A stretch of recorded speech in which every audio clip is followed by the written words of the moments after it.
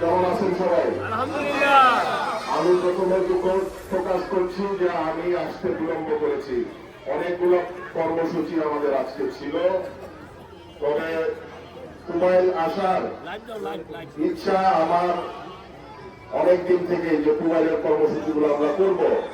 কুমাইলে আসা হয় নাই, কারণ কুমাইলের নেতৃবৃন্দদেরকে আমি বলেছি যে আপনাদের ছোটখাটো মতভেদাভেদ যা আছে এগুলা ভুলে আপনারা একত্রিত হয়ে আমাকে যেদিন আমন্ত্রণ জানাবেন সেদিন আমি আসবো, এবং সেটা তারা করতে পারছেন।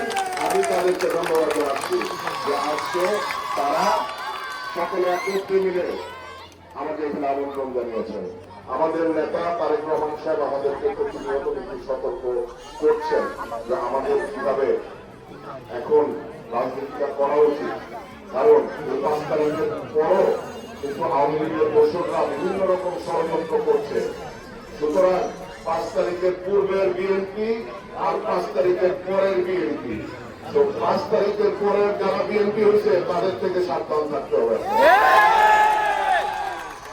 বিশেষ করে এই কুমাইল থেকে হাজার হাজার লোকের মিছিল নিয়ে গিয়ে ঢাকার রাজপথ চাপিয়েছে। সুতরাং আমি তাদেরকে চিনি এবং জানি।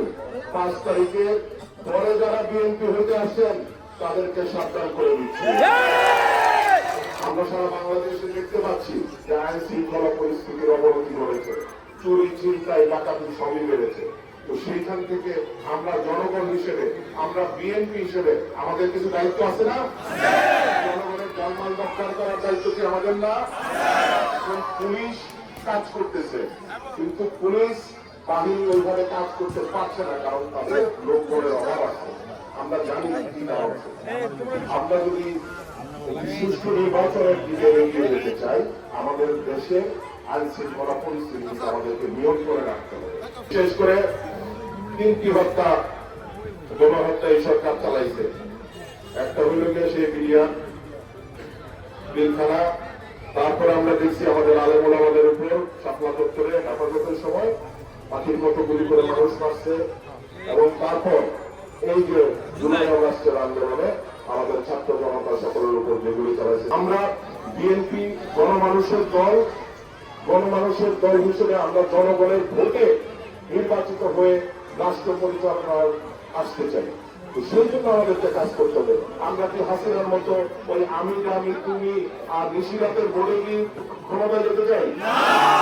সেটা হবে না। আমাদেরকে সাধারণ মানুষের ভোটে যদি ক্ষমতায় যেতে হয়, সেটা আপনাদেরকে কিন্তু সাধারণ মানুষের যে আস্থা সেটা অর্জন করতে হবে। আমি সকলকে আবার ধন্যবাদ জানিয়ে আমার বক্তব্য এখানে শেষ করছি। চেয়ারম্যান তারেক রহমান জিন্দাবাদ, দেশনেত্রী বেগম খালেদা জিয়া জিন্দাবাদ, বাংলাদেশ জাতীয়তাবাদী দল জিন্দাবাদ, বাংলাদেশ জিন্দাবাদ।